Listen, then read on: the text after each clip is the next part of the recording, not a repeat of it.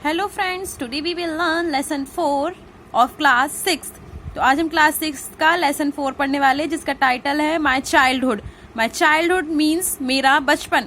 मेरा बचपन, यहाँ पे क्वेश्चन अराइज होता है किसका बचपन। तो हाँ, हम यहाँ ये तस्वीर देख रहे हैं, इस पिक्चर को देखकर हम बोल सकते हैं गांधी जी का बचपन। ये गांधी जी के बारे में कहानी है, ये गांधी जी खुद बता रहे हैं अपने बारे में। चलिए पढ़ते हैं। Do you know any story from Mahatma Gandhi life? क्या आपको महात्मा गांधी जी के बारे में कोई स्टोरी पता है? आप सभी को कुछ ना कुछ जरूर पता होगा, तो आप एक दूसरे से डिस्कस कर सकते हैं जो भी आपको गांधी जी के बारे में पता होगा। My father bought a book named Shravan Pitribhakti Natak. Shravan Pitribhakti नाटक नाम की उनके पिता एक बुक खरीद कर लाए। किनके पिता? महात्मा गांधी जी के पिता। एक बुक ऐसी उन्होंने श्रवण पितृभक्ति नाटक नाम की एक पुस्तक खरीदी। I read it with intense interest. मैंने उसे पढ़ा बहुत ही इंटरेस्ट के साथ, बहुत इच्छा के साथ, बहुत ही ज्यादा तीव्र इच्छा के साथ मैंने उसे पढ़ा। I was shown the picture of Shravan carrying his blind parents in a Kanwar.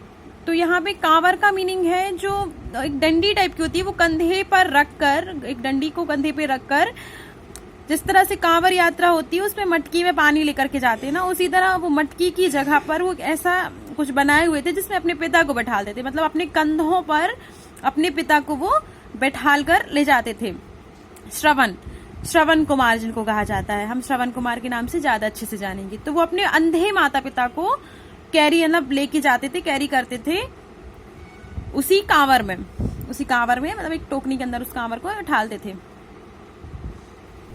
इस पिक्चर से आपको समझ में आ रहा होगा, जिस तरह से ये बैठे हुए हैं, इस तरह उनके माता पिता, ये तो एक ही कंधे में वो उस तरह से कुछ लिए रहते थे और अपने माता पिता को इस तरह से बैठाल कर ले जाते थे।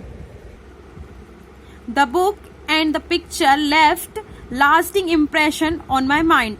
तो जो बुक थी और उसमें चित्र थे, तो उस बुक ने और चित्र ने श्रवण कुमार के, जिस तरह से मैंने आपको चित्र दिखाया उस तरह से श्रवण कुमार के जो चित्र उन्होंने देखा था वो उनके दिमाग में एक लास्टिंग, मतलब एक स्थायी, कभी ना मिटने वाला इम्प्रेशन छोड़ गए थे, एक ऐसी छाप छोड़ गए थे जो कभी ना मिटती, बहुत ज्यादा तीव्र वाली।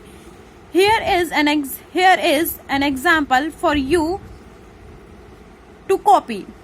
यहाँ पे एक एग्जाम्पल है जो हमें कॉपी मतलब सीखना पड़ेगा, सीखना चाहिए। कॉपी मतलब यहाँ पे सीखना है, कॉपी करना चाहिए मतलब हमें भी नकल करना चाहिए, जैसे तैसे नकल कर सकते। I said to myself, उन्होंने ये खुद से कहा कि मुझे इस बात को कॉपी करना चाहिए, इस बात की नकल करना चाहिए। The play Harishchandra also captured my heart. और जो प्ले एक और था हरिश्चंद्र नाम का नाटक, अभी वो नाटक की पुस्तक थी और ये नाटक है, ये प्ले है। नाटक दोनों टाइप के होते हैं, एक तो पढ़ने वाले भी और देखने वाले भी, टीवी पे जो आते हैं वो वाले भी, और इनकी नाटक के लिए पुस्तक भी आती है, बुक भी आती है। तो जो प्ले था, हरिश्चंद्र नाटक था, उनके दिमाग में कैप्चर्ड मतलब जीत टाइप की कह सकते हैं, उनको दिमाग हार्ट को जीत लिया था इस नाटक ने, और इस नाटक ने उनको जीत लिया था, दिल को उनकी। I was never tired of watching it. वो कभी नहीं थकते थे उसको वॉचिंग में, देखने में, उसको कभी देखने में वो थकते नहीं थे। Still both Harishchandra and Shravan are living realistic for me. मतलब ऐसे थे दोनों नाटक उनके लिए जैसे वो उन्हीं में जी रहे हों, उनको ही देखकर वो उनके हिसाब से वो जीते थे। I am always moved if read those place. मतलब हमें हमेशा हिल जाते थे, मूव्ड मतलब एकदम पूरे तरीके से वो हिल डुल जाते थे, पूरे स्थानांतरित हो जाते थे उसको पढ़कर। किसको? उन प्लेस को, दोनों प्लेस को पढ़कर और सुनकर। I was about 7 when my father left Porbandar for Rajkot. जब मैं 7 साल का था तब मेरे पिता राजकोट छोड़कर पोरबंदर छोड़कर राजकोट चले गए थे। राजकोट के लिए उन्होंने पोरबंदर छोड़ दिया था। There I was put in primary school. जब मैं फिर मुझे वहां पे एक प्राइमरी स्कूल में डाला गया। I do not remember having ever told a lie during my school days. मुझे ऐसा याद नहीं है कि मैंने अपने स्कूल दिनों में कभी भी झूठ बोला हो, कभी भी मुझे ऐसा याद नहीं कि मैंने कभी भी झूठ बोला हो। लाई मतलब होता है झूठ, ड्यूरिंग स्कूल डेज मतलब स्कूलों के दिनों में।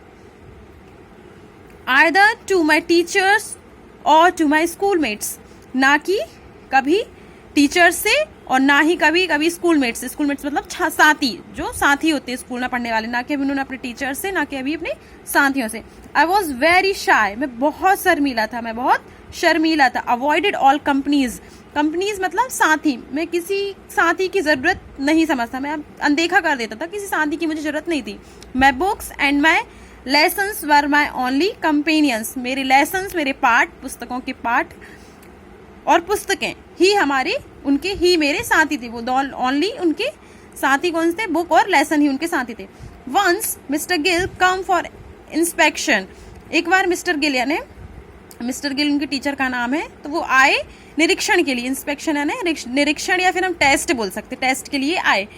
ही gave us 5 word to write as a spelling exercise, उन्होंने हमें 5 वर्ड्स दिए स्पेलिंग एक्सरसाइज के लिए, मतलब स्पेलिंग एक्सरसाइज की स्पेलिंग करने के लिए 5 वर्ड्स दिए। One of the word was cattle, एक शब्द कैटल था, उसमें से एक शब्द कैटल था। आई मिस स्पेल्ड इट, मैंने उसकी गलत स्पेलिंग, मतलब स्पेलिंग सही नहीं लिखी। The teacher try to prompt me but I didn't want to be prompted, उन्होंने मुझे उत्साहित किया, प्रेरित किया, याद करवाने की कोशिश की, पर मुझे याद नहीं आया। आई didn't copy the spelling from my neighbours slate, from my neighbour slate, मैंने कॉपी भी नहीं किया, उसको नकल नहीं किया। फ्रॉम माई अदर्स और माई नेबर, मतलब नेबर है ना पड़ोसी, बाजू आजू वाले से जैसे नकल हम कर लेते हैं, पर गांधी जी ने वो नहीं किया।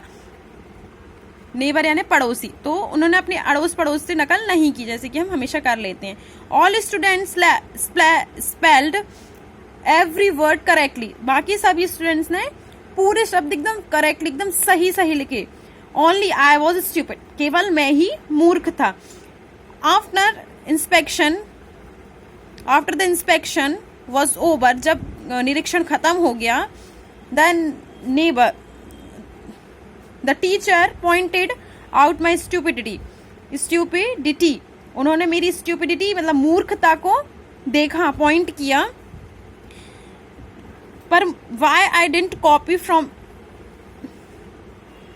माई neighbour this had no effect on me, मतलब मैंने सोचा कि मैंने क्यों कॉपी नहीं की, लेकिन मुझे ये कोई फर्क नहीं पड़ा, ये सब मुझे कोई इफेक्ट मेरे माइंड पे नहीं छोड़ा। मैंने क्यों कॉपी नहीं की, मुझे इस बात का बिल्कुल भी बुरा नहीं लगा।